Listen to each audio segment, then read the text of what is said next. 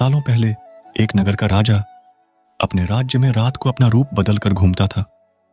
वो रूप बदलने के बाद लोगों से मिलकर अपने यानी राजा के बारे में जानने की कोशिश करता और उनकी समस्याओं को समझता था।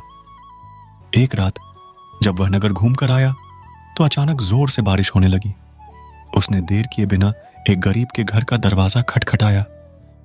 राजा के दरवाजा खटखटाने के बाद घर से एक व्यक्ति निकला। वह एक गरीब किसान था जो अपनी पत्नी और बच्चों के साथ रहता था। बारिश तेज थी तो किसान ने राजा को अंदर आने के लिए कहा। राजा ने घर में जाने के बाद पूछा, क्या आप मुझे कुछ खिला सकते हैं? मुझे बहुत तेज भूख लगी है। वो गरीब किसान और उसका परिवार 3 दिनों से भूखा था और उसके घर में एक भी दाना अन्न का नहीं था। किसान के मन में हुआ कि भले ही हम भूखे हैं लेकिन अपने अतिथि को यूं भूखा नहीं रख सकते। अब किसान यह सोच सोचकर बेचैन हो गया कि अपने अतिथि का पेट कैसे भरा जाए। तभी उसने घर के सामने वाली दुकान से चावल चुराने की तरकीब सोची। उसने सिर्फ अतिथि के लिए ही 2 मुट्ठी चावल लिया और उसे पकाकर राजा को खिला दिया। तब तक बारिश रुक गई थी और राजा अपने घर चला गया। दूसरे दिन दुकान का मालिक अनाज की चोरी की शिकायत लेकर राजा के पास पहुंचा। राजा ने दुकान के मालिक और उस गरीब किसान को अपनी सभा में प्रस्तुत होने का आदेश दिया।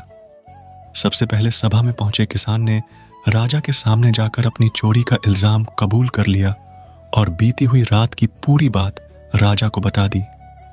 किसान राजा से कहता है कि मैंने चोरी की लेकिन मेरे परिवार ने उस अनाज का एक निवाला भी नहीं खाया। गरीब किसान की बातें सुनकर राजा बहुत दुखी हुआ और उसने किसान को बताया कि अतिथि के रूप में मैं स्वयं तुम्हारे घर आया था।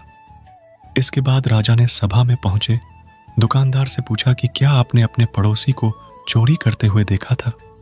दुकानदार ने जवाब दिया कि हाँ, मैंने इसे रात में चोरी करते हुए देखा था।